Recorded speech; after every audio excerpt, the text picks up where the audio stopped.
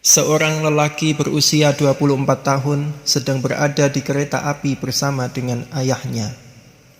Ia melihat keluar melalui jendela kereta api dan berteriak, "Ayah, lihat pohon-pohon itu berjalan." Ayahnya tersenyum, namun pasangan muda yang duduk di dekatnya memandang perilaku kekanak-kanakan lelaki yang berusia 24 tahun itu dengan wajah kasihan. Tiba-tiba anak lelaki tersebut kembali berseru, "Ayah, awan itu terlihat berlari mengejar kita." Pasangan ini semakin heran karena melihat remaja berusia 24 tahun tapi tingkahnya seperti anak kecil.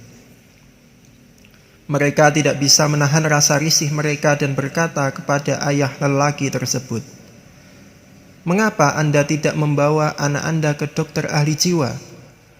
Orang tua itu tersenyum dan berkata, "Saya sudah membawanya ke dokter, dan kami baru saja pulang dari rumah sakit. Anak saya buta sejak lahir. Dia baru bisa mendapatkan donor mata dan baru bisa melihat hari ini." Mendengar jawaban tak terduga itu, pasangan tersebut serasa ditampar 1000 kali.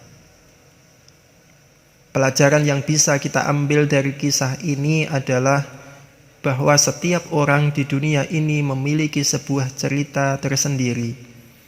Jangan sampai kita menilai orang lain sebelum kita benar-benar mengenal mereka, karena kenyataannya yang terjadi mungkin dapat mengejutkan kita.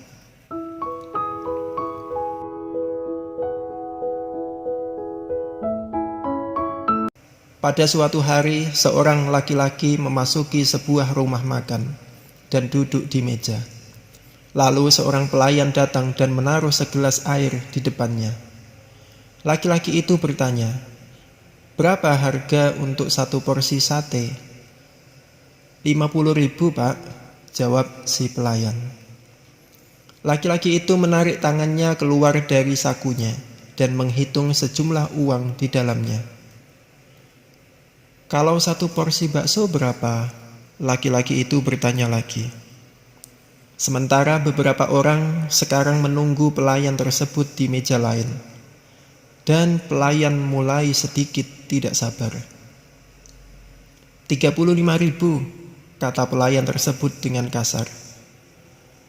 Laki-laki tersebut menghitung uangnya lagi dan akhirnya mengatakan, "Kalau begitu saya ingin membeli semangkok bakso saja," katanya.